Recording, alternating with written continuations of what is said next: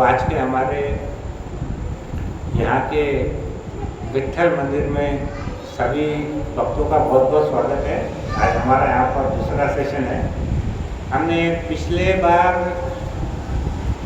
श्रीमद् भागवतम का क्या महात्म्य है, उसका क्या महत्व है, उसके बारे में हमने कुछ चर्चा की थी। कुछ माता जी बहुत ज़्यादा पीछे चले गए, अगर सामने आएंगे तो ज़्यादा अच्छा है। बच्चे लोग इधर आ जाओ, सब बच्चे लोग सब इधर आ जाओ। माता जी थोड़ा सामने आओ सब, क्योंकि पीछे है ना। मेरा अनुभव है कि पीछे बैठने से नींद ज़्यादा आती है, प्रवचन कम सुनते हैं। हाँ एकदम पुढे आहे सगळे, एकदम पुढे आहे। हाँ सगळे पुढे आहे, एकदम पुढे आहे। माता जी लोक सगळे पुढे आहे।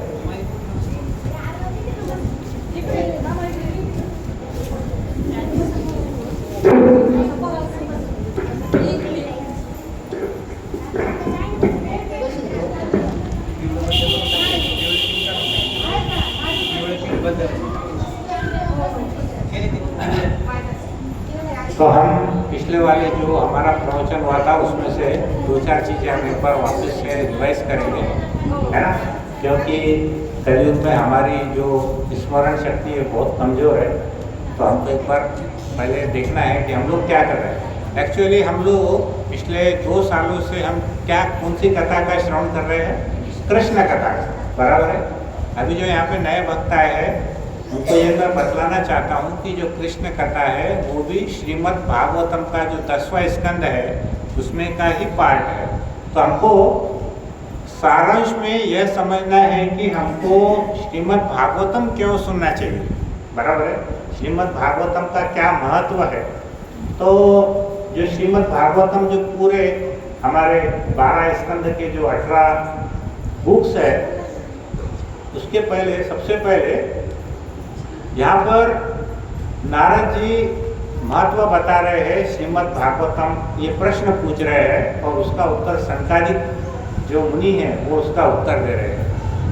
तो ये बताओ कि श्रीमद् भागवतम कितने बार किसने किसको किसको बोला। पहली बात तो मेरा प्रश्न है कि श्रीमद् भागवतम टोटल कितनी बार बोला गया? 1 बार, 2 बार, 3 बार या 4 बार? कितनी बार बोला गया भागवतम हमारे कथा के अनुसार? देखो, एक कथा तो हमको मालूम है कि सुखदेव गोस्वामी ने परीक्षित महाराज को बोला, बराबर है, वो तो सबको मालूम है। दूसरा कथा कब बोला है? हाँ नैमिषारण्य ने। किसने किसको बोला? नाम किसने किसको बोला? सूत गोस्वामी ने। किसको बोला? नैमिषारण्य में। वहाँ पे 88,000 साधु थे, ऋषि मुनि थे। तो उनके जो लीडर थे वो शौनक ऋषि थे। तो सूत गोस्वामी ने किसको बोला है? शौनक ऋषि को बोला है। तो 2 बारी तो कथा पैरेलल चल रही है। तो जो सुखदेव गोस्वामी ने परीक्षित महाराज को बोला वो कथा सूत गोस्वामी ने सुन के बाद में उन्होंने किसको बोला?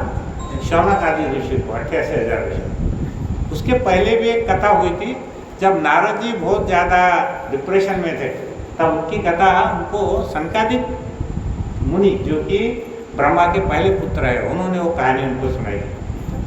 नरेश प्रभु रास्ते में पूछे, प्रभु जी इतने लोग कथा बोल रहे हैं, अभी किसने किसको बोला याद नहीं है। तो मैंने उनको बोला जो पहली कथा है संकादिक ऋषि की वो आप भूल जाओ, उसका ज़्यादा हमारे इसमें रिपीटेशन नहीं है। पर इतना सुनो कि जो तक्षक नाग किसको डसने वाला था? परीक्षित महाराज को, बराबर है। परीक्षित महाराज को कथा किसने सुनाई? सुखदेव गोस्वामी।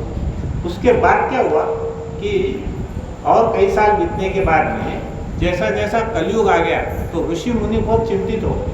तो 88,000 ऋषि सब एक तरफ एक ही ओर जमा हुए। कौन सी जगह पे जमा हुए? नैमिषारण्य कहाँ पे है?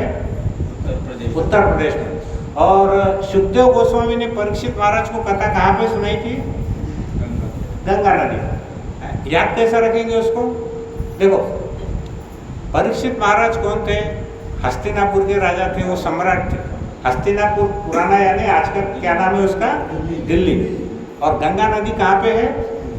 दिल्ली के पास, बराबर है। तो सुखदेव गोस्वामी को जब परीक्षित महाराज कथा सुनाने आए तो परीक्षित महाराज हस्तिनापुर से उठ के नैमिषारण्य में नहीं आ सकते थे, बराबर है। तो उन्होंने कथा कहाँ सुनाई? नेचुरली उनको हस्तिनापुर में सुनाई, वो गंगा नदी के पास। ऐसा याद रखना है उसको। और जो साधु संत है वो बड़े शहरों में रहते हैं या जंगल में रहते हैं? बराबर है। नैमिषारण्य मतलब क्या? आरण्य। आरण्य का मतलब क्या होता है? जंगल। तो जंगल में कथा कहाँ सुनाई उन्होंने? नैमिषारण्य। तो हमको याद रखना कैसे है कि जो सम्राट है वो दिल्ली में थे, दिल्ली के पास में गंगा नदी है, इसलिए उन्होंने कथा वहाँ सुनाई। तो पहले कथा दिल्ली में सुनाई, उसका ब्रॉडकास्टिंग बाद में नैमिषारण्य में। बराबर है? अब याद रहेगा सबको? करेक्ट? ऐसा याद रखना है। तो दो कथा हमारी ऐसी सुनाई भी है। कथा सेम है लेकिन अलग अलग उसको सुनाया गया है। तो हमने पहले क्या बताया था, इसका महात्म्य क्या है? तो कलयुग का जो विष उतारना है, कलयुग का जो जहर उतारना है, उसके लिए क्या करना है? देवपति प्रभु के पास जाना है, बोलना है इंजेक्शन दे 1000 रुपए का। है क्या प्रभु जी के पास? नहीं। किसके पास भी है क्या? हाँ, कोई भी डॉक्टर के पास दुनिया में है क्या? कलयुग का जो जहर है, काम क्रोध मद लोभ मोह मत्सर, उसका इंजेक्शन प्रत्येक इसको 1,000 रुपये, 6,000 6,000चे 6 इंजेक्शन द्या आणि काम क्रोध मद लोभ मोह मत्सर ह्याचं आमच्या जे जहर आहे ते काढून घ्या। आहे का असं कुठं? नहीं। क्या करना उसको? उसको और कोई उपाय है? उसको कोई उपाय नहीं है। हम रोज परेशान हैं, 24 घंटे हमारे हृदय में, हमारे मन के ऊपर ये 6 चीज़ें प्रहार करते रहती है, मारते रहती है हम।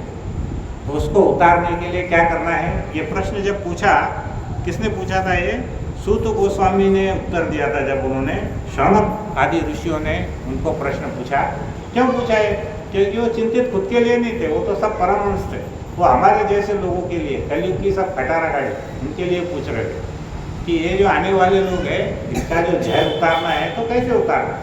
तो उसका उत्तर सूत गोस्वामी ने दिया था कि जो कथा सुखदेव गोस्वामी ने कही है वही कथा श्रीमद् भागवत जब आप सुनेंगे तो आपका जो जहर है वो उतरेगा। ऐसा वो प्रश्न जी का उत्तर दिया। फिर उसके बाद उन्होंने बोला था कि हमने एक छोटी सी कहानी भी बताए थे भक्ति देवी की, और उनके 2 पुत्र थे ज्ञान और वैराग्य। हमने वो भी बताया था कि फिर नारद जी जब वृंदावन गए तब भक्ति देवी जो पहले कर्नाटक से बीमार थी, गुजरात में और बीमार हो गई, फिर उसके बाद महाराष्ट्र में आई, फिर उसके बाद वृंदावन में आके वो तकड़ी हो गई क्योंकि वहाँ पर लोग भक्ति करते हैं भगवान की। तो उन्होंने बताया था कि नारद जी बोले धन्य है वृंदावन धाम की जहाँ पर कलयुग का कोई असर नहीं पड़ता। बराबर है? ऐसा भी वो बताए थे बाद में। फिर उसके बाद में क्या हुआ कि जब वो कथा सुनने लगे भक्ति देवी तो ज्ञान और वैराग्य फिर से उठ करके खड़े हो गए, वो भी जवान हो गए। उसके बाद हमने बोला था कि ये जो भागवत कथा है ये कैसी है कि जहाँ पर नारद जी जब बहुत डिप्रेशन में चले गए तो उन्होंने बोला कि मैंने इतने सारे वेद पाठ गीता पाठ कर लिया तो अब मैं क्या करूँ, फिर भी मुझे संतुष्टि नहीं है। तो फिर सनकादिक ऋषि ने उनको बोला था कि जैसे दूध के अंदर में घी है, बराबर है, लेकिन हमको दिखाई नहीं देता, तो उसका एक प्रोसेस है, प्रक्रिया है। क्या प्रक्रिया है? पहले उसको दही बनाना है, दही के बाद में उसको मथना है, फिर उससे घी निकलने वाला है। तो वैसे ही जैसे एक वृक्ष है, आम का वृक्ष है, उसके तने में भी रस है, उसके पत्तियों में भी रस है, उसकी शाखाओं में भी रस है, लेकिन हम अगर पत्ती खाएंगे, शाखा खाएंगे तो उसका रस मिलने वाला नहीं है। उसका जब फल है, जब वो पकने वाला है, तब उसका रस हमको मिलेगा, तब हम उसको चखेंगे। उसी प्रकार से जो श्रीमद् भागवत है ये क्या है? पके हुए आम का फल है। जब हम उसको चखेंगे, अब कोई भी फल को जब कोई तोता, उसको मराठी में बोलते हैं पोपट, अगर उसको स्पर्श करता है, खाता है, तो वो जो फल है वो कैसा होता है? और भी मीठा हो जाता है। उसी प्रकार से सुखदेव गोस्वामी ने जब कथा बोली तो श्रीमद् भागवत उनके मुख से निस्तृत हुआ और उसके बाद में वो कथा और भी ज़्यादा मीठी हो, ऐसा उसका वर्णन है। तो वहाँ पे हमने एक श्लोक जो पहले स्कंद का पहले अध्याय का तीसरा श्लोक है कि निगम कल्पतरो गलितम फलम शुक मुखात अमृत द्रव संयुतम पिबत भागवतम रसमालयम मुहुरहो रसिका भूवि भाविका। वो बोलते हैं कि हे भाविक जनों, वैदिक साहित्य रूपी कल्प वृक्ष के इस पके हुए फल श्रीमद् भागवत को जरा चखो। चखना कैसे है? हमको मुंह से नहीं, कानों से। हमको कैसे चखना है भागवत को? कानों से, बराबर है। यह सुखदेव गोस्वामी के होठों से निस्तृत हुआ है, सुखदेव गोस्वामी के मुख से निकला है। जैसे तोते के मुंह से कुछ फल को जब वो चखता है तो मीठा हो जाता है फल, उसी प्रकार ये जो भागवत ग्रंथ है ये इतना स्वादिष्ट हो गया है कि उसको हम कहीं से भी सुनेंगे तो जैसे मिश्री रहती है ना, उसको कहीं से भी हम चखते हैं तो कैसी लगती है, वो मीठी लगती है। वैसा ये श्रीमद् भागवतम भी मीठा है, अतः ये और भी स्वादिष्ट हो गया है। और इसका अमृत रस जो मुक्त जीवों समेत समस्त लोगों के लिए पहले से आस्वाद्य था। मतलब हम जितने भी लोग हैं हमको इसका स्वाद लेना चाहिए। तो हम ये क्यों बोल रहे हैं सब कि हम जो भी कथा सुनेंगे श्रीमद् भागवत की, उससे हमको क्या फ़ायदा होने वाला है ये हमको पहले समझना है, करेक्ट। तो यहाँ पर हम इसके बाद में हमने देखा था कि जब हरिद्वार में आनंद घाट के गंगा तट पर संकालिक मुनि ने सबसे पहले जो कथा बोले थे नारद जी को, तो उस समय क्या हुआ था कि भूलोक से, देवलोक से और ब्रह्मलोक से भी सभी देवता लोग और राजर्षि और महर्षि सभी लोग वहाँ पर आए थे। और जो लोग नहीं आए थे उसको क्या हुआ, भृगु मुनि जो है उन्होंने समझा बुझा कर लाए। उन्होंने बोला कि भाई देखो, भागवतम का जो कथा सुनना है ये कोई शादी का निमंत्रण नहीं है कि तुमको जा के बुलाएंगे भाई ये हमारी शादी में आओ, हमारी शादी में आओ। ये क्या है, भागवत का कथा का हम श्रवण कर रहे हैं। भगवान की कथा सुनने के लिए हमको किसी के घर जा के लेके नहीं आना है कि आओ, जैसे हम शादी में बुलाते हैं वैसा हमको बुलाने की जरूरत नहीं है। तो आपको आना चाहिए, बराबर है। अगर नहीं आएंगे तो क्या होगा, ये जो 6 प्रकार के ये जो काम क्रोध मद लोभ है, मोह मत्सर, ये हमको छोड़ने वाले नहीं है। आप उसको चाहो या मत चाहो, जैसे दुख है बिना बोले आ जाते, वैसे 6 प्रकार के जो दुख है ये किसी न किसी रूप में हमको आने ही वाले हैं। तो उससे हमको अगर छुटकारा पाना है तो भृगु मुनि ने बोला कि तुम इस कथा का श्रवण करो, बराबर है। तो वो सब लोग वहाँ पर श्रवण करने के लिए आ गए। तो उन्होंने बोला कि श्रीमद् भागवतम के सुनने मात्र से क्या होता है, भगवान हृदय में आ जाते हैं। भगवान हमारे हृदय में आते हैं श्रीमद् भागवतम की कथा सुनने से। और इस संसार में जीव जब तक जन्म मृत्यु के चक्र में घूमता रहेगा, कब तक घूमता रहेगा, जब तक वो श्रीमद् भागवत का श्रवण नहीं करता या जब तक वो उसको पढ़ता नहीं है, तब तक क्या होने वाला है, वो जीव जो है जन्म मृत्यु के चक्र में घूमते रहने वाला है, बराबर है। और तो वो बोलते हैं कि क्या ज़रूरत है इतने सारे शास्त्र पढ़ने की, दूसरे कोई शास्त्र पढ़ने की हमको ज़रूरत नहीं है। अगर हमने केवल श्रीमद् भागवतम पढ़ लिया और समझ लिया तो हम उसका हमारा उद्धार हो जाएगा। ये कैसा है, श्रीमद् भागवतम शेर के समान दहाड़ने वाला एक ग्रंथ है। जैसा शेर दहाड़ता है तो छोटे पशु पक्षी भाग जाते हैं ना, उसी प्रकार से श्रीमद् भागवतम का श्रवण करने से हमारे पास जितने भी भौतिक और आध्यात्मिक हमारी समस्या है वो छोटे छोटे प्राणी के समान भाग जाते हैं, क्योंकि ये कैसा है, शेर के समान है श्रीमद् भागवतम।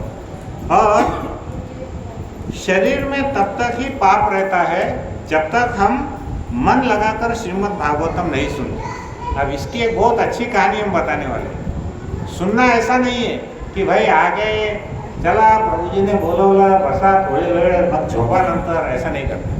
हमको क्या करना है, बहुत ध्यान से सुनना है। ध्यान से क्यों सुनना है उसकी भी कथा हम अभी बताएंगे। कि आप यहाँ पर केवल आ गए और हमारा दिमाग कहीं और है, मन किधर और भटक रहा है, वैसा नहीं करना है, फिर कोई फायदा नहीं है, बराबर है। तो शरीर यहाँ पर है, मन कहीं और दिशा में है, तो कुछ फायदा नहीं है। शरीर तो रखना ही रखना है, मन भी हमको ध्यान से सुनना है। इसलिए मैं सभी माता जी प्रभु जी को बोला कि आगे आओ। क्यों आगे आओ, पीछे बैठने से मन ज़्यादा भटकता है, बराबर है कि नहीं प्रभु जी। पीछे बैठे तो क्या है, सामने वाले को दिखता नहीं, किधर भी देखो कुछ भी करो मालूम नहीं पड़ता। सामने बैठेंगे तो उसको मालूम है अरे प्रभु जी देख रहे हैं, दूसरे प्रभु जी भी देख रहे हैं, तो वो ज़रा भटकते नहीं। इसलिए मैंने बोला कि सब लोग सामने आओ। तो यहाँ पे अगर इसको हमने ईमानदारी के साथ में सुन लिया तो व्यक्ति के अंदर में पाप नहीं रहता, क्योंकि यह शुद्ध कृष्ण के गुण और महिमा से भरा हुआ है। इसको हमको ईमानदारी से सुनना पड़ेगा। तो मैंने क्यों ये टॉपिक लिया, क्योंकि हम इसके बाद में कृष्ण कथा कंटिन्यू करेंगे हमारी पुरानी। उसके पहले भक्तों को ये मालूम होना चाहिए कि हम ये कथा क्यों सुनना है, इससे फायदा क्या क्या है, बराबर है ना। तो इसको क्या है, ये जो ग्रंथ है इतना पवित्र है कि वो किसी इतनी पवित्रता जो श्रीमद् भागवतम में है वो कोई धार्मिक स्थान में भी नहीं है, धार्मिक स्थल में भी उतनी पवित्रता नहीं है। वो क्यों नहीं है वो हम आगे अभी समझेंगे। तो यहाँ पर हमारे शास्त्र बोलते हैं न गंगा न गया। गया मालूम है ना, कहाँ पे गया, कौन से राज्य में, बिहार में। वहाँ पे क्या करते हैं, तर्पण करते हैं। तो ऐसा बोला जाता है कि अगर एक बार वहाँ पर हमने तर्पण कर लिया, हमारे जो भी व्यक्ति की मृत्यु हो जाती है तो बाद में उसका श्राद्ध करने की जरूरत नहीं पड़ती, ऐसा बोला जाता है।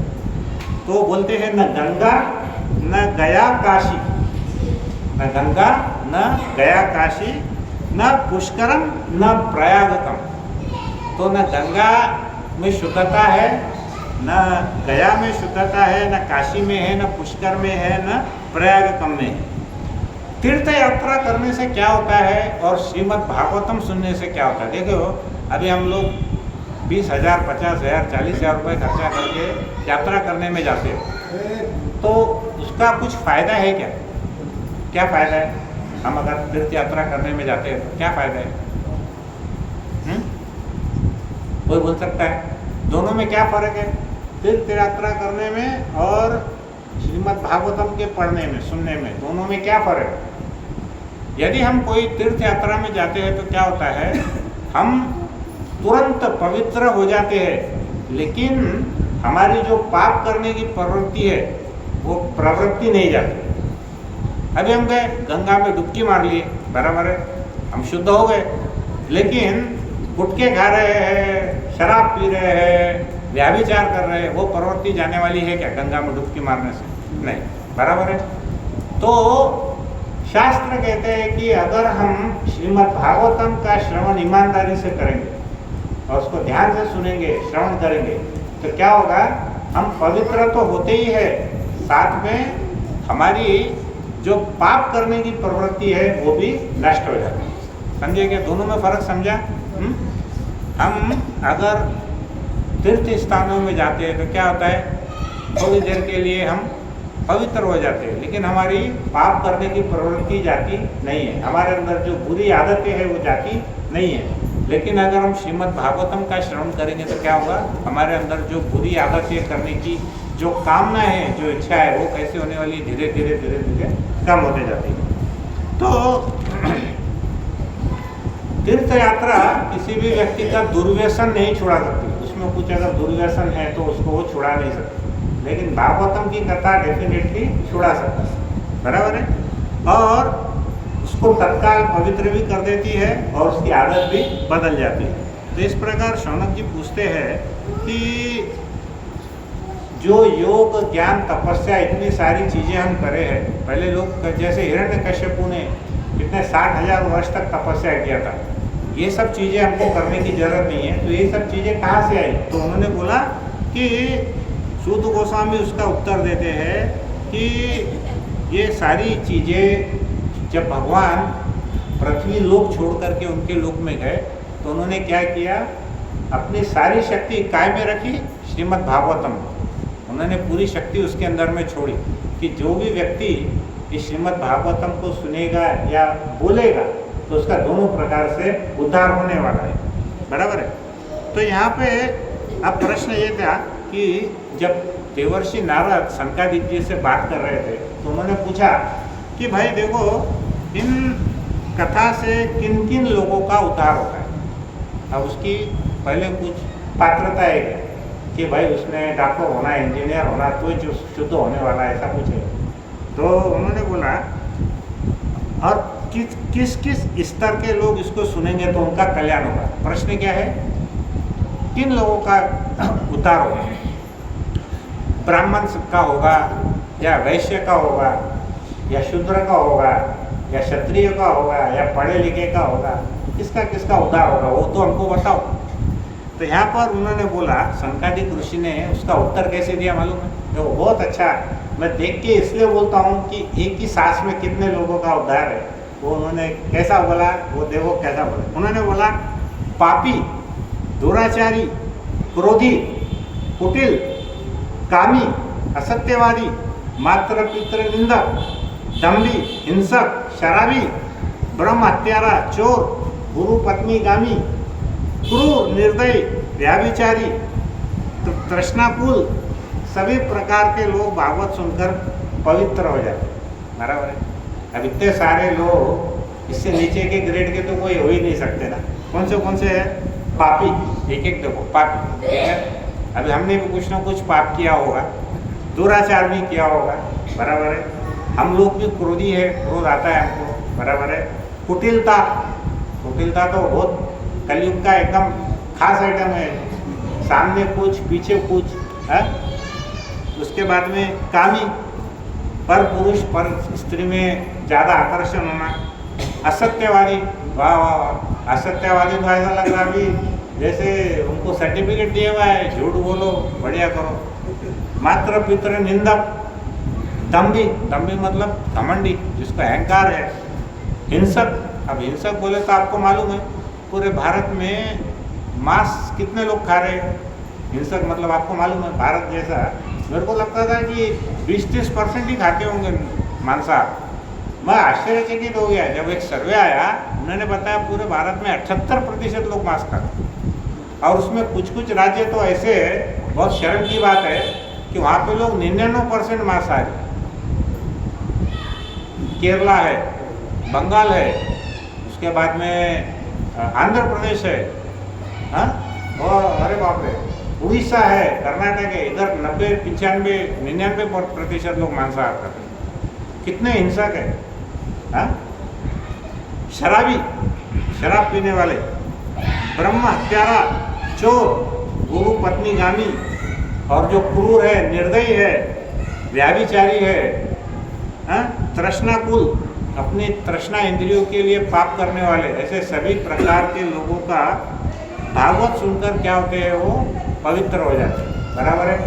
तो अभी हम अगर मन में सोचेंगे कि इतने सारे दुर्गुण तो हमें नहीं है, शायद 1-2 ही है, लेकिन अगर किसी व्यक्ति में ये पूरे के पूरे 15-20 दुर्गुण भी है और वो भी अगर भागवतम सुनता है तो कैसा होता है, वो भी भागवत धाम जा सकता है।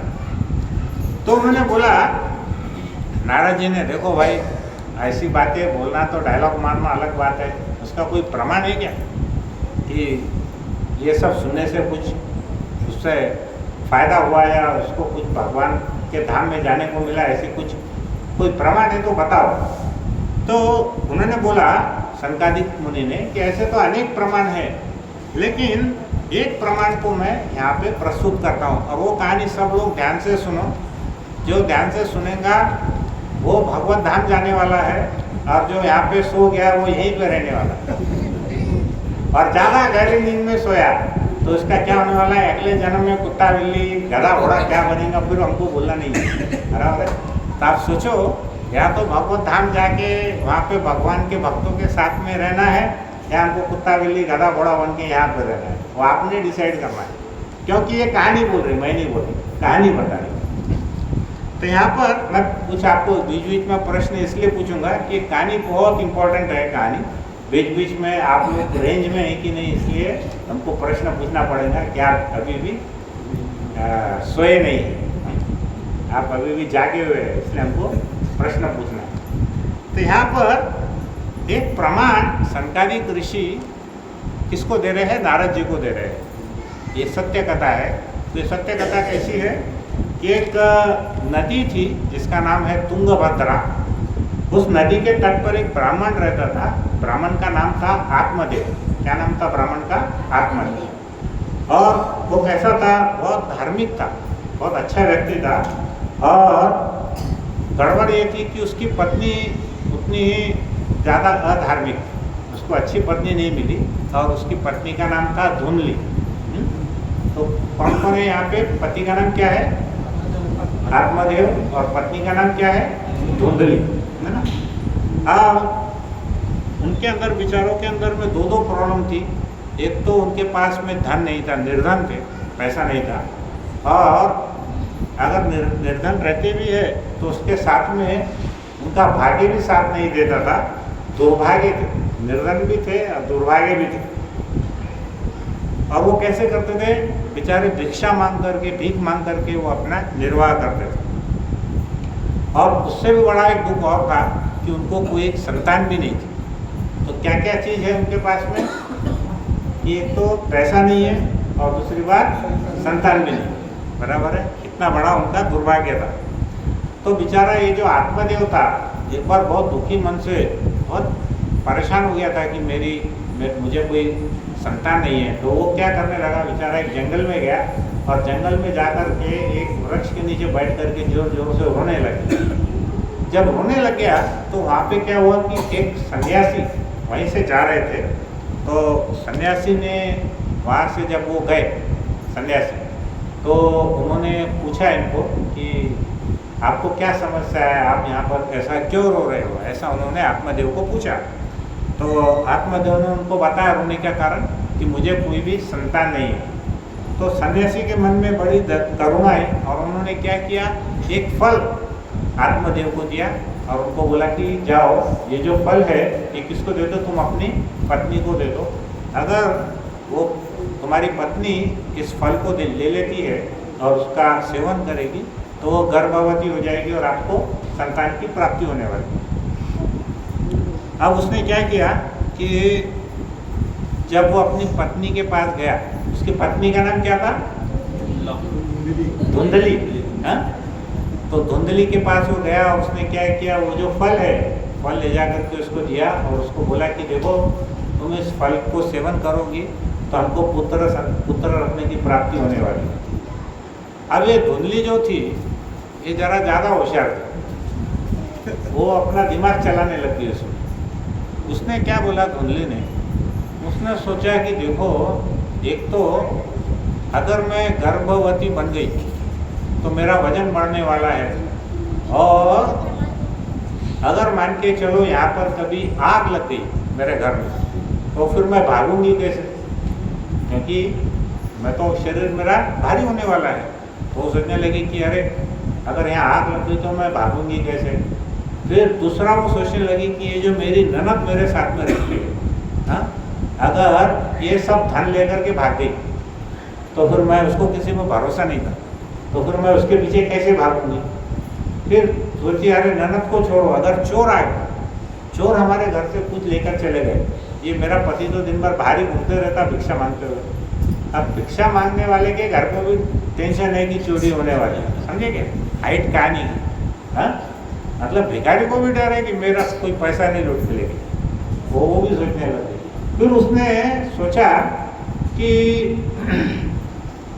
अगर ये समझो सब नहीं हुआ, लेकिन मेरा जो पति है मेरा जो पुत्र है वो अगर सुखदेव जैसा पैदा हो गया, तो सुखदेव गोस्वामी अपने माता के गर्भ में थे, कितने साल थे मालूम है आपको? 12 साल थे। वो बोले कि अगर 12 साल तक वो मेरे गर्भ में रह गया तो मैं 12 साल तक कुछ कर ही नहीं पाऊँ। तो ऐसे उसको समस्याएं दिमाग में आने लगी। तो उसने क्या किया, उसकी एक बहन रहती थी उसी गाँव में, वो उसकी बहन को जा कर के वो मिली और उसको बताया कि देखो बहना, मुझे मेरे पति को ये फल दिया है एक सन्यासी ने, और बोला कि अगर आप इसको खाओगे तो आप क्या होगी, गर्भवती हो जाओगे, पुत्र रखने की प्राप्ति होगी, लेकिन मेरे को गर्भवती नहीं होना। तो उसकी जो बहन थी वो वास्तव में गर्भवती थी। तो उसकी बहन ने बोला कि देखो एक एक्सचेंज ऑफर करते, बोले कैसा, अदला बदल। उसकी बहन ने बोला कि देखो एक काम करो कि तुम मुझे कुछ धन दे दो, कुछ पैसा दे दो, बदले में क्या करो, तुम झूठ मूठ का ऐसा नाटक करो कि तुम गर्भवती है, ऐसा तुम अपने पति को बता दो, और बदले में थोड़ा सा मुझको धन दे दो, और ये जो सन्यासी ने जो फल दिया हुआ है ना, इसकी भी हम परीक्षा लेंगे कि ये सही है कि गलत है, इसको खाने से कोई गर्भवती होता है क्या। तो उसने उसको सुझाव दिया कि एक काम करो, तुम्हारे यहाँ पे जो तुम्हारी गाय है उस गाय को तुम ये फल खिला दो, बराबर है।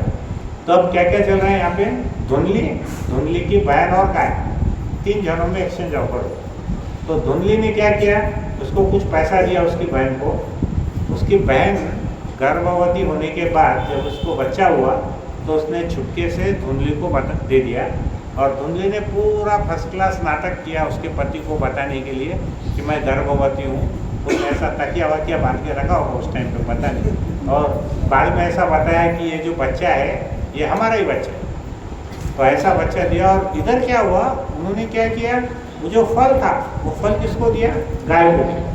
अब वो गाय गर्भवती हो गई और इधर वो धुंधली की बहन भी गर्भवती हो गई। और जो उसने उसका बच्चा धुंधली को दिया तो धुंधली ने क्या किया, वो जो बच्चा था उसकी बहन का वो बताया कि हमारा बच्चा है, और उसने अपने पति को बता दिया कि वो बच्चा हमारा है। हुआ ऐसा कि ये जो बच्चा था धुंधली का, उसका नाम क्या पड़ा, धुंधकारी। क्या नाम पड़ा, धुंधकारी। धुंधली से पैसा पैदा हुआ इसलिए उसका नाम पड़ा धुंधकारी। कैसा था, बड़ा ही चोर था, क्रूर था, बदमाश था। वो हमें कहावत बोलते हैं ना कि बच्चों के लक्षण पालने में दिख जाते, मराठी में क्या बोलते हैं, पालने। तो वैसे ही क्या हुआ, उसके जो लक्षण है वो पालने में ही दिख गए कि वो बदमाश है, करके क्रूर है। वो जैसे जैसे बड़ा होते गया वैसे वैसे उसका उत्पाद सब बढ़ता चला गया। और वो एक कहानी है वेद महाराज की भागवतम में, उसके जैसा क्रूर था। वो क्या करता था, बच्चों को मारता था, शिकार करने जाता था।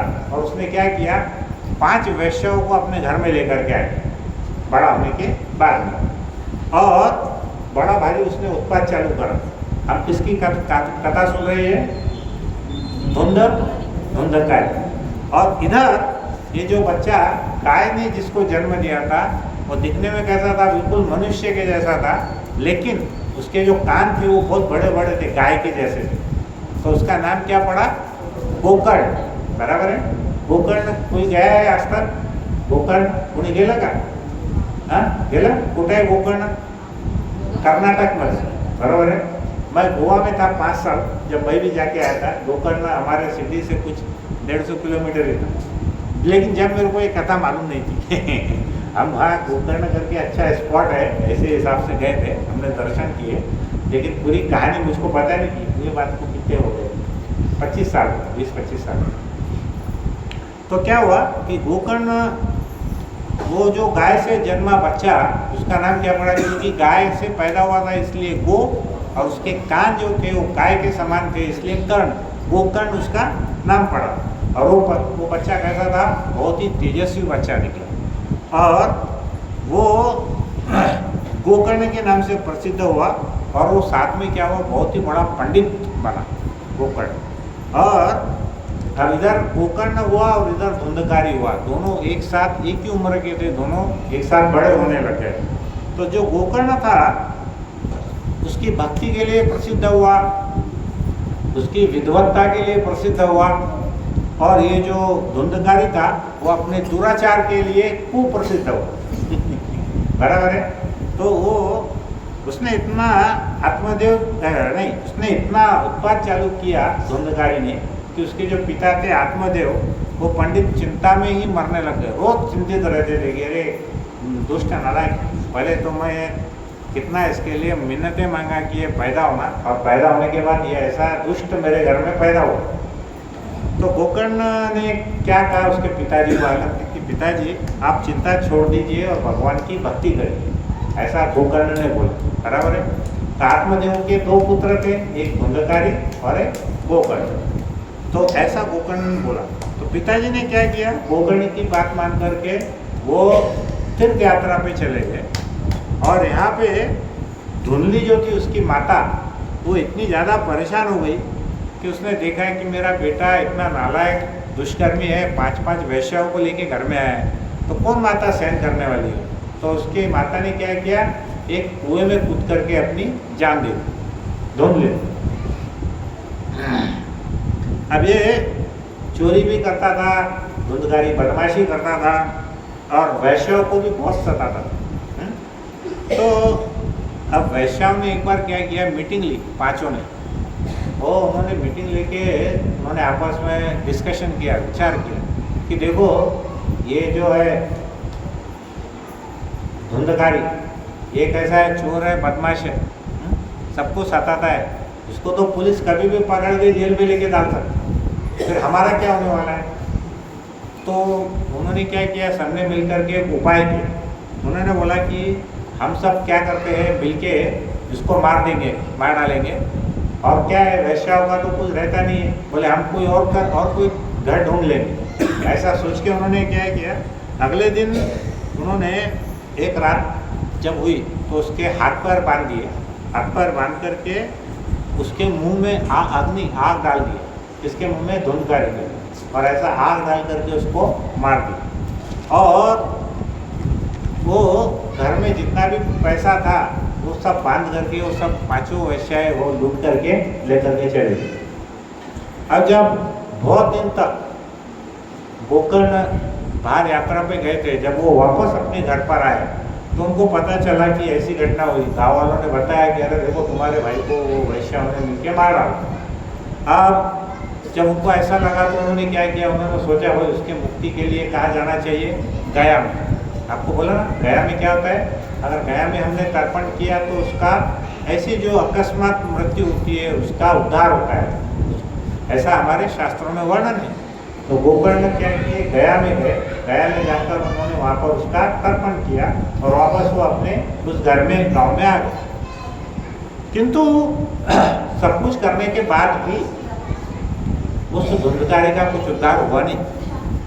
क्यों नहीं हुआ? क्योंकि वो इतना ज़्यादा बड़ा पापी था।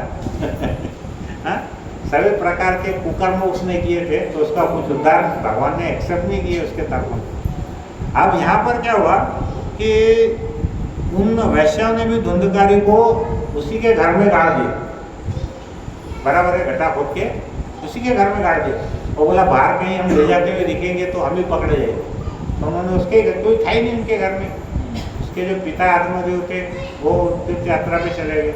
माता धुंधली थी, उसने क्या की, आत्महत्या कर ली वो नदी में कूद करके।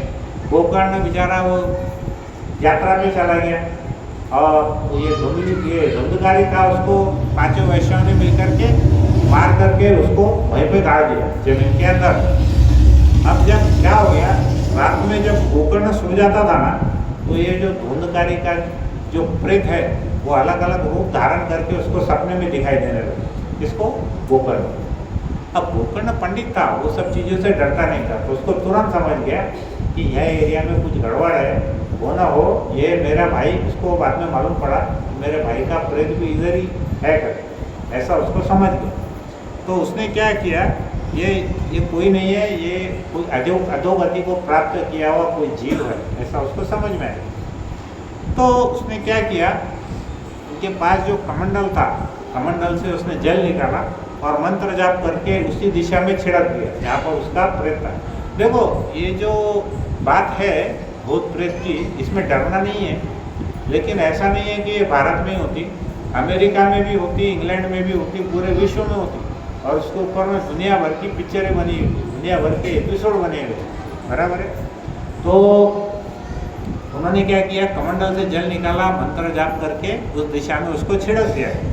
इसके बाद क्या हुआ कि उसमें से एक प्रेत निकला। वो प्रेत किसका था? धुंधकारी का था। तो धुंधकारी आया और बोला भैया मैं आपका अधम भाई धुंधकारी हूँ, मेरा उद्धार कीजिए।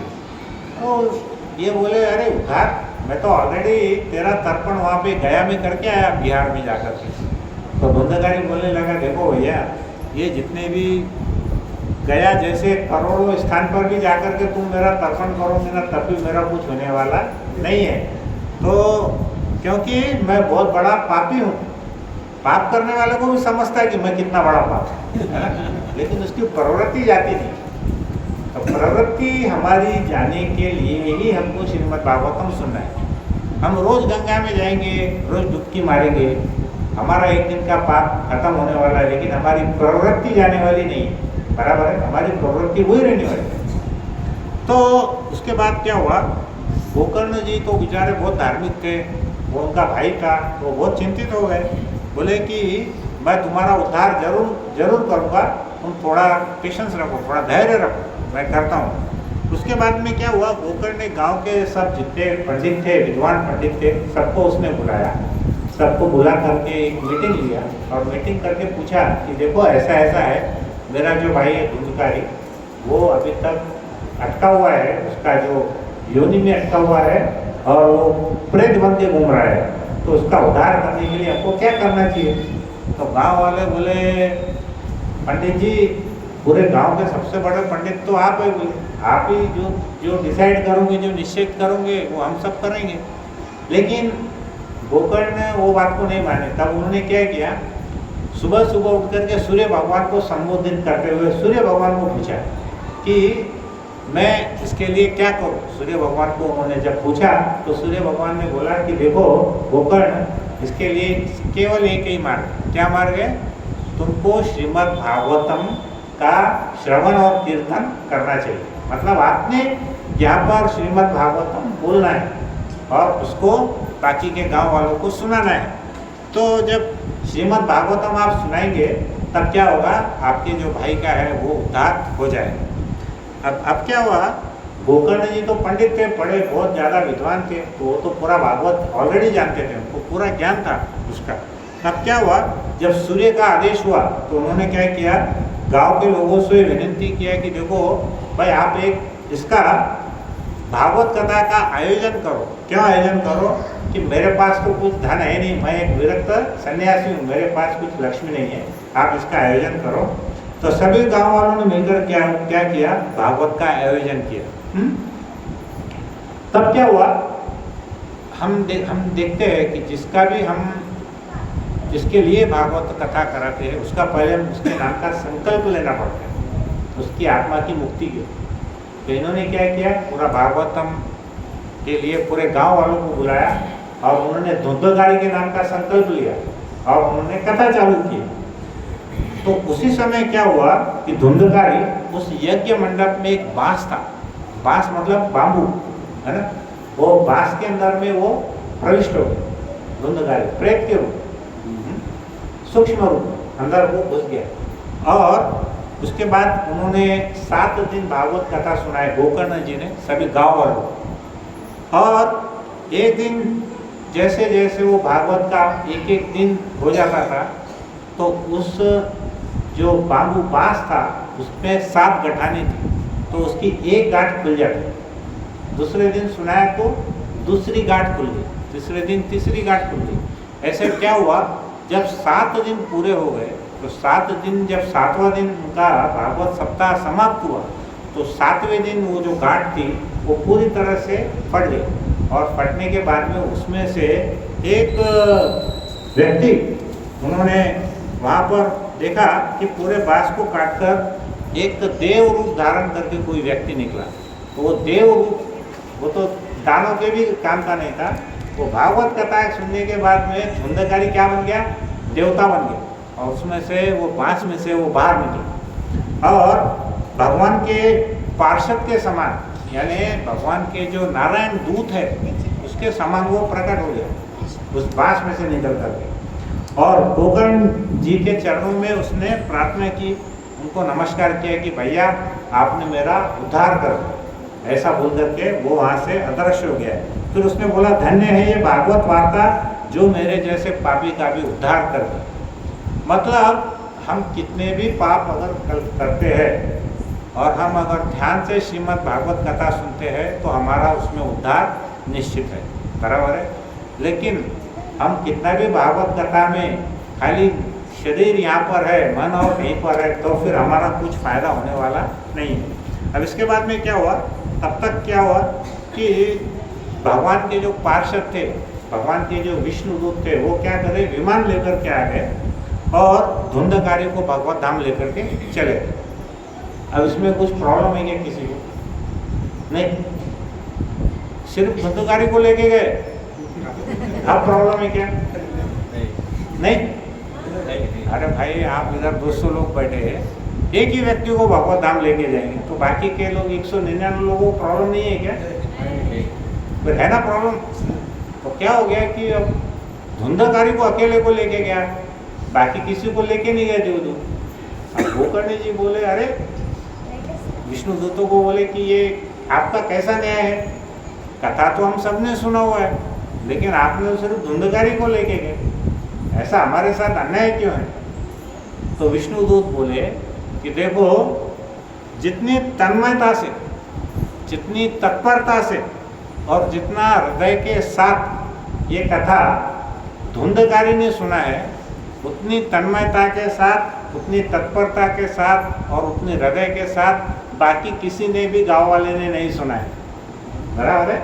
तो हम इसलिए क्या कर रहे हैं, सिर्फ धुंधकारी को ले जा रहे हैं। बराबर है। तो गोकर्ण जी बड़े दुखी हुए, बोले प्रभु आप लोग हमको कुछ मार्ग तो बताओ कि भाई कैसे हम इनका सबका हमारा उद्धार होगा। तो उन्होंने बोला नहीं नहीं, अभी डरने की कोई बात नहीं है, अब आप इसके बाद में श्रीमद् भागवतम एक बार और पढ़ो, और उसमें अगर जो भी श्रोतागण हैं वो अगर धुंधकारी के जितनी ही तन्मयता से और हृदय से सुनेंगे, उनका ही उद्धार होने वाला है। तो जैसा ही वो देवदूत वहाँ से अदृश्य हो गए, पूरे गांव में जोर से वहाँ पे बहस चालू हो। वो आपस में बात करने लगे कि अरे इतना नालायक ये धुंधकारी, ये इतना वैश्यों को साथ वैश्यागमन करने वाला, इतना झूठ बोलने वाला, छोटे छोटे बच्चों को मारता था, शिकार करता था, ये दुष्ट का अगर उद्धार हो गया तो हम तो बहुत अच्छे, अगर वो भगवत धाम जा सकता है तो फिर हम क्यों नहीं जा सकते। तो उन्होंने सबने गोकर्ण जी को वापस से प्रार्थना की कि प्रभु इस बार आप वापस से कथा सुनाइए, हम गारंटी के साथ उसको ध्यान से सुनने वाले हैं। बराबर है। तो हमारे मन में जो चल रहा है वो विष्णु दूत भी देख रहे हैं, ध्यान में रखो। हाँ, हम अभी सच्ची में ध्यान से सुन रहे हैं कि हम टाइम पास कर रहे हैं। हम अपने आप को धोखा दे सकते हैं, विष्णु दूत को धोखा नहीं दे सकते। बराबर है। तो हमने किसी को भी धोखा नहीं देना है। तो उसके बाद क्या हुआ, गोकर्ण जी ने फिर पुनः कथा चालू किया, और इस बार क्या हुआ कि उन्होंने, गोकर्ण जी ने इतने सुंदर ढंग से, इतने अच्छे से कथा प्रस्तुत किए कि इस बार खुद भगवान, स्वयं भगवान आ गए। और भगवान ने क्या किया, जैसे आपको याद है श्री राम जी जब अपने धाम में वैकुंठ गए तो उन्होंने पूरे अयोध्या नगरी के सभी वासियों को साथ में लेके गए थे।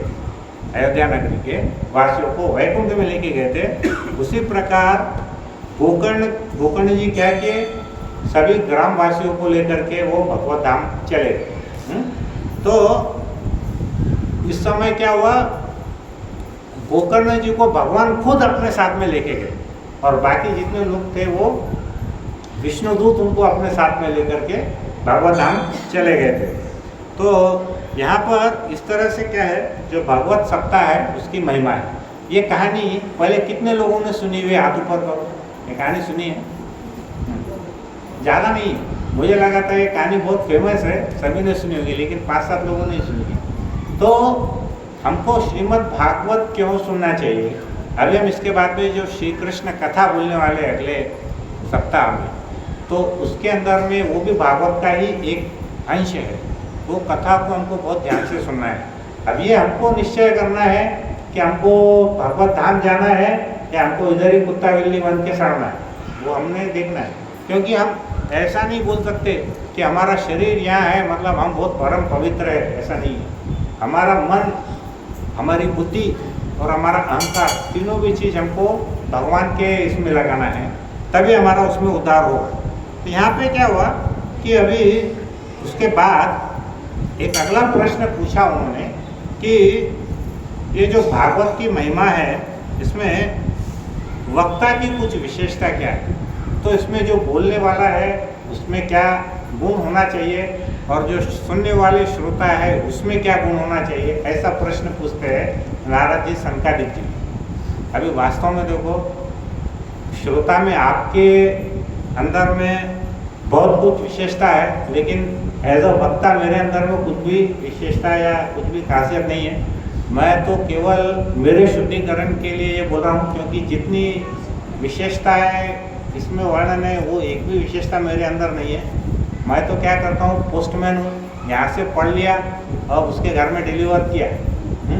तो आप मुझे एक अज्ञान बालक समझ करके जितनी भी विशेषता है वो मुझे अंदर में नहीं है, फिर भी आप सुन रहे हैं, इसलिए आपका बहुत बहुत आभारी हूँ। लेकिन विशेषताएँ क्या क्या होनी चाहिए, जो प्रवचन करता है उसमें भी और जो श्रवण करता है उसमें। तो ये क्या बोलते हैं कि यहाँ पर जो जो यहाँ पे वक्ता है वो कैसा होना चाहिए? निष्क्रिय होना चाहिए, बहुत ज़्यादा झंझट वाला नहीं होना चाहिए।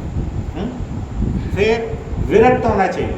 अभी मैं तो विरक्त नहीं हूँ, लेकिन क्वालिटीज़ कैसी होनी चाहिए?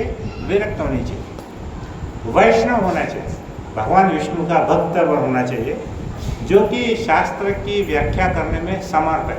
तो मैं व्याख्या तो नहीं करता, सिर्फ कॉपी करके उसको बोल देता हूँ, ठीक है, वो एक है। और प्रमाण देने में भी एक्सपर्ट होना चाहिए, उदाहरण देने में दक्ष होना चाहिए, विवेकी होना चाहिए, बुद्धिमान होना चाहिए, और वो सबसे इम्पोर्टेंट क्या है? वो भगवान का भक्त होना चाहिए। बराबर है? तो हम सब कोशिश कर रहे हैं भगवान का भक्त बनने की, और यदि वो भगवान का भक्त नहीं है तो कथा उसके मुख से सुनने के लायक भी नहीं है। जैसे गाय का दूध है, वो बहुत ही पौष्टिक है, लेकिन अगर उसको किसी सांप ने टच कर लिया, स्पर्श कर लिया, तो क्या होता है? उसमें भी वो विषैला होता है। तो वो हमारे दूध कुछ काम का है क्या? नहीं। वैसे ही जो भगवत वक्ता है, जो सिर्फ पैसों के लिए प्रवचन कर रहे हैं और जो सिर्फ अपने नाम के लिए प्रवचन करते हैं, शास्त्र कहता है कि उनके मुख से भी कथा सुननी नहीं चाहिए। क्यों नहीं सुननी चाहिए? क्योंकि वो अपने फैमिली का भरण पोषण कर रहे हैं और पैसा कमा रहे हैं। तो क्या होता है?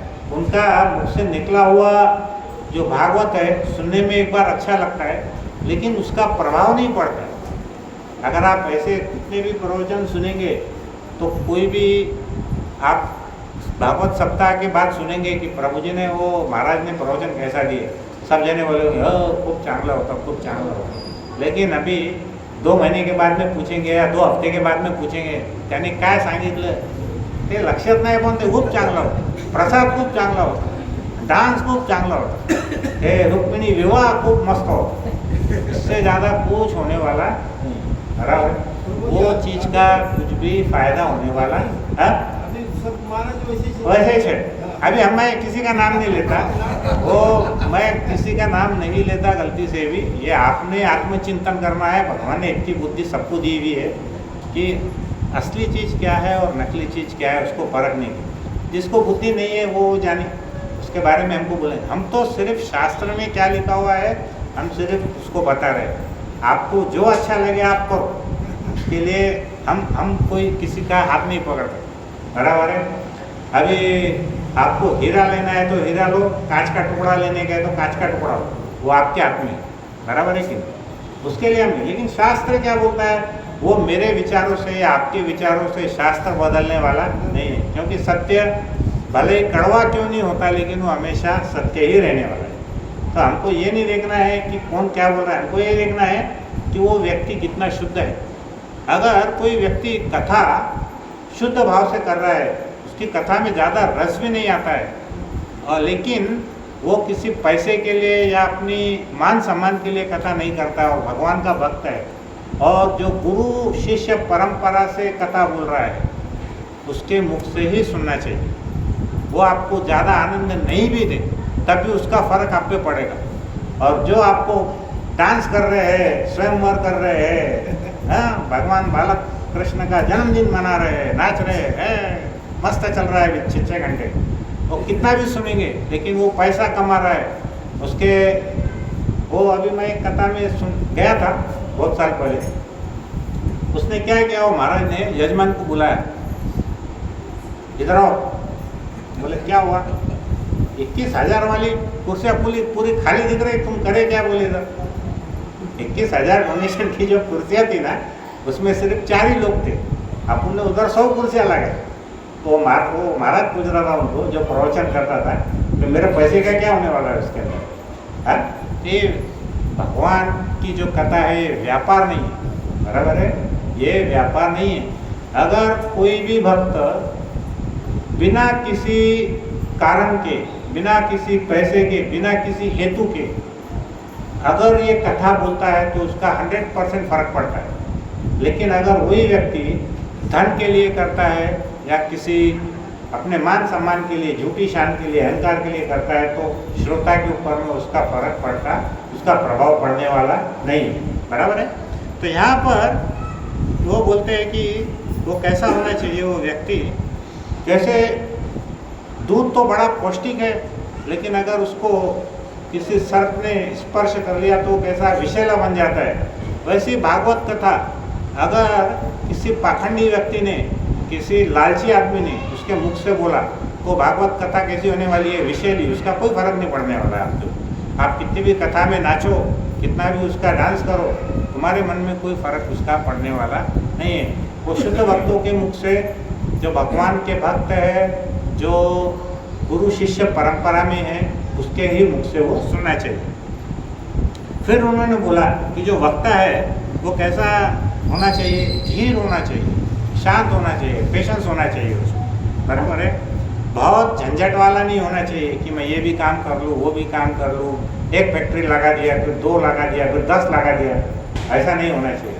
डॉक्टर साहब एक हॉस्पिटल खोले, दूसरा और मेरे को तैयारी में है, तीसरे का कर रहे हैं, चौथे का कर रहे हैं, 5वें, कोई भी रहने दो, वो रहने दो या मैं रहने दो, उसका जो क्या होने वाला है, हम जितना प्रपंच ज़्यादा करेंगे उतना हम तकलीफ में आएंगे। इसका ये मतलब नहीं है कि हमने काम धंधा छोड़ के घर पर बैठना है, ऐसा नहीं है। जितना ज़रूरत है उतना आपको जरूर करना भी चाहिए। हम गृहस्थ है, हम कोई ब्रह्मचारी सन्यासी नहीं है, करेक्ट, लेकिन उसका लिमिट कितना है वो हमको समझना चाहिए। तो उसको वो कैसा होना चाहिए कि वक्ता कोई धर्मों के चक्कर में पड़ने वाला नहीं होना चाहिए। आज हमने ये धर्म लिया, वैष्णव धर्म, कल हम और कोई दूसरे धर्म में चले गए, परसों कोई देवी देवता के चक्कर में चले गए। बहुत सारे धर्मों के चक्कर में हमारा माइंड क्या होने वाला है, कंफ्यूज होने वाला है कि फिर ये करना है कि वो करना, वो करना है कि वो करना, ऐसा सब चक्कर में होने वाला नहीं है। वक्ता जो है वो पाखंडी नहीं होना चाहिए, पाखंड नहीं करना चाहिए, बराबर है।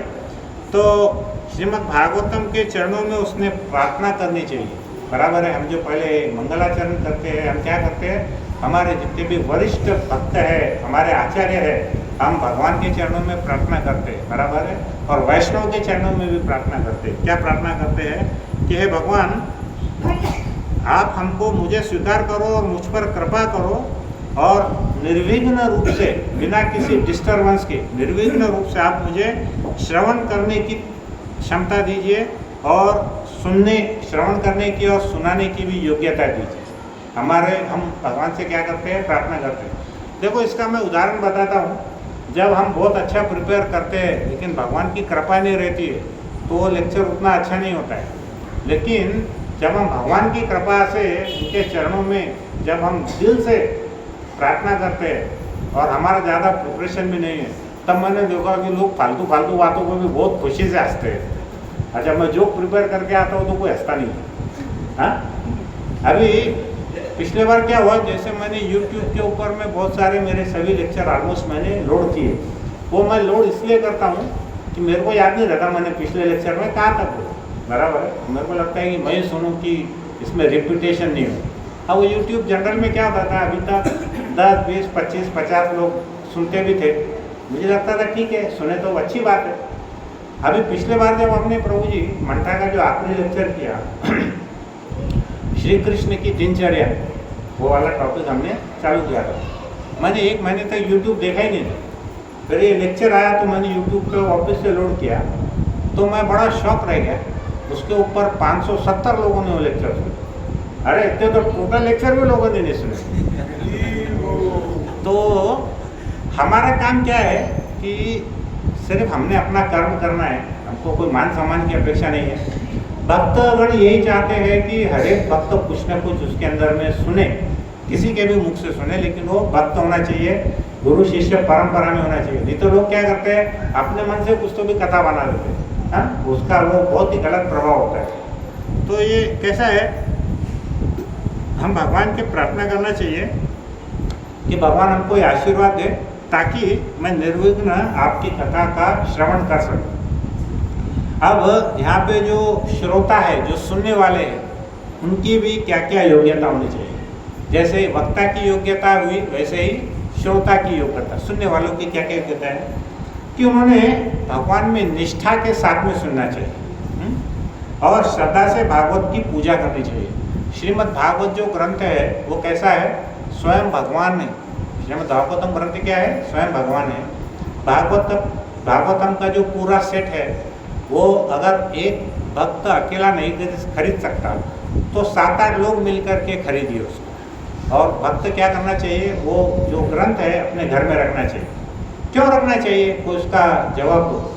हमने भागवतम के ग्रंथ ऐसे 18 किताबें आती हैं, तो वो क्यों रखना चाहिए, कोई उसका उत्तर दे सकता है? कभी इच्छा होगी पढ़ने, कभी तो इच्छा होने वाली है। अभी क्या हुआ, मैं आपको मेरा उदाहरण देता हूँ। मैं जब गोवा में था तो 1996 में मेरे पास में श्रीमद् भागवतम का सेट दिए थे, क्योंकि मैं इस्कॉन का मेंबरशिप बना वहाँ पे बेंगलोर के अंदर में था। अब उन्होंने इतने सारे बुक्स दिए, मैं इतने सारे किताबें देख के डर गया, अरे इतने सारे किताबें अभी भी पढ़ूँगा मैंने क्या किया, वो किताब ऐसे ही रखा, मैंने खोल के भी नहीं देखा। सन 2009 में मेरे को भगवान ने बुद्धि दिया, तो मैंने क्या किया, वो भागवतम पढ़ना चालू किया। और उस समय हम लोग हमारे स्टील की रोलिंग मिल में बहुत बड़ा प्रोजेक्ट में काम कर रहे थे, करीब 300-400 वर्कर भी थे उस फैक्ट्री में। तो उस समय मैं वास्तव में बहुत ज़्यादा बिजी था, लेकिन भगवत कृपा ऐसी हुई कि वो जो 18 बुक थे, मैंने 1996 से 2009, कितने साल हो गए गुरु जी?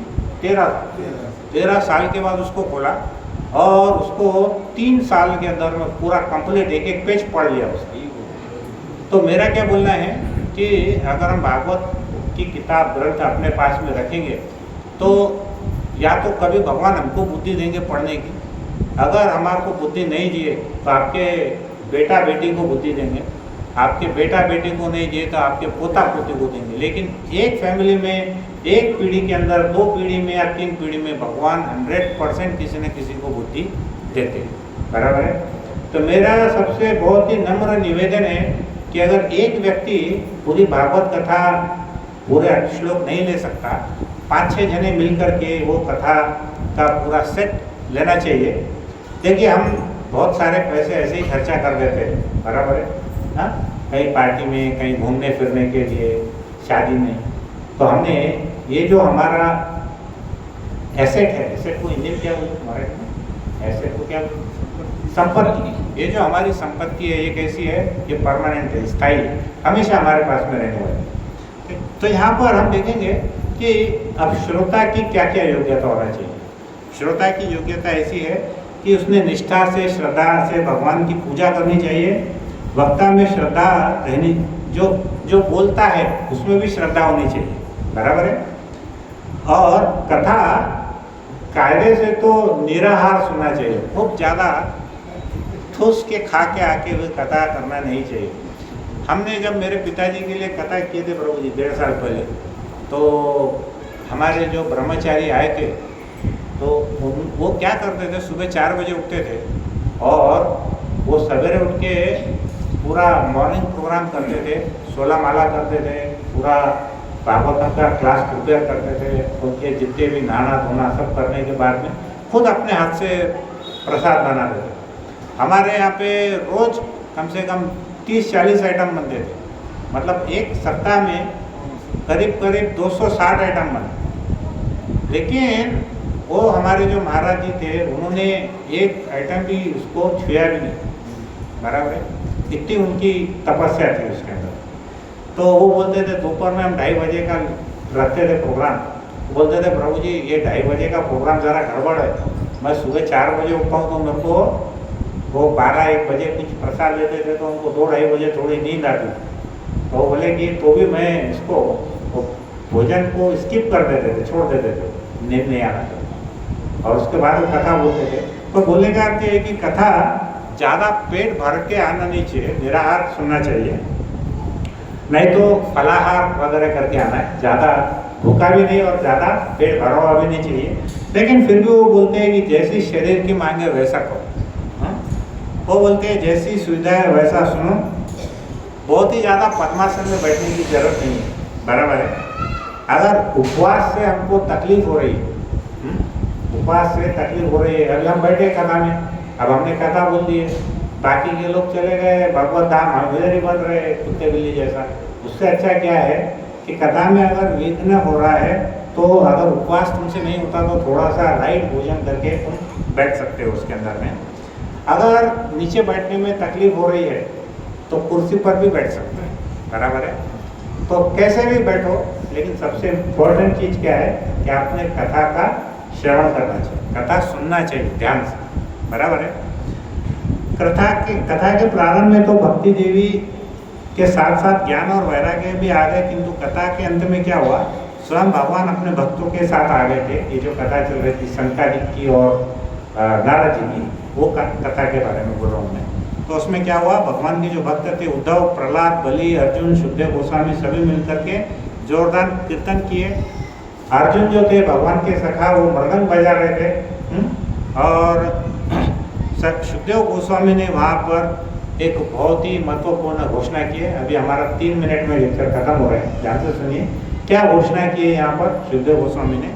उन्होंने कहे कि मैं संपूर्ण लोक, जितना बड़ा हमारा ये ब्रह्मांड है उसमें प्राकृत व अप्राकृत सभी के बारे में कह रहा हूँ, डायरेक्टली इनडायरेक्टली मैं सभी के बारे में ये बोल रहा हूँ कि ये जो रस है, भागवत का रस है, ये स्वर्ग में भी नहीं है।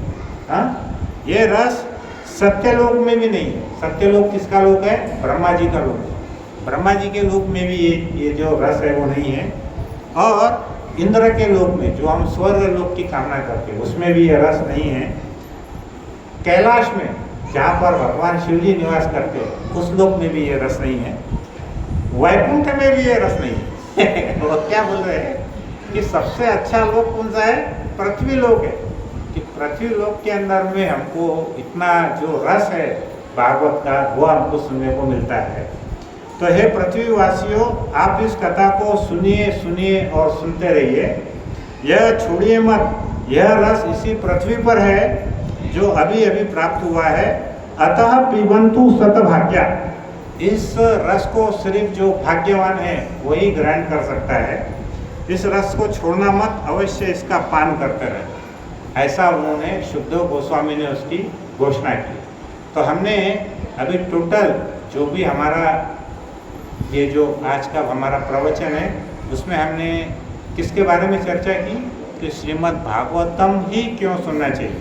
ऐसे हजारों लाखों ग्रंथ है, हजारों लाखों पुस्तकें हैं, लेकिन शास्त्र क्या कहते हैं वो सबसे इम्पोर्टेंट है कि इन सब कथाओं को छोड़ करके अगर कोई व्यक्ति श्रीमद् भागवतम का श्रवण करता है तो संसार के जितने भी ताप है, आदि दैविक, आदि भौतिक, आध्यात्मिक, उन सब तापों से वो व्यक्ति क्या होता है, वो उससे आज़ाद हो जाता है। उसको किसी भी प्रकार का कोई टेंशन नहीं रहता है।